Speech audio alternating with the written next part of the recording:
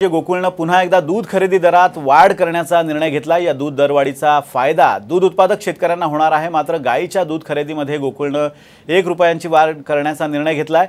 11 September पासून नव्या दरांची अंमलबजावणी केली जाणार आहे। काल झालेल्या संचालक मंडळाच्या बैठकीमध्ये भाववाढीवर शिक्कामोर्तब करण्यात आल्याने गोकुळचे अध्यक्ष विश्वास पाटील यांनी ही माहिती दिली आहे। मागच्या 6 महिन्यांमध्ये गोकुळने दूध दरामध्ये तब्बल 5 रुपयांची वाढ केली आहे। यापूर्वी गोकुळने म्हशीच्या दूध विक्री दरात 2 रुपयांनी तर गाईच्या दूध विक्री दरात 1 रुपयांची वाढ केली होती आणि 11 सप्टेंबर पासून नव्या दराची आता अंमलबजावणी केली जाणार आहे। आयफोन 14 गुरुवारी लॉन्च करण्यात आला। आयफोन 14 जर अमेरिकेतून मागवणार असाल तर तुमच्यासाठी एक महत्त्वाची माहिती आहे ती म्हणजे अमेरिकेतील आयफोन्समध्ये आता ई सिम असणार आहे।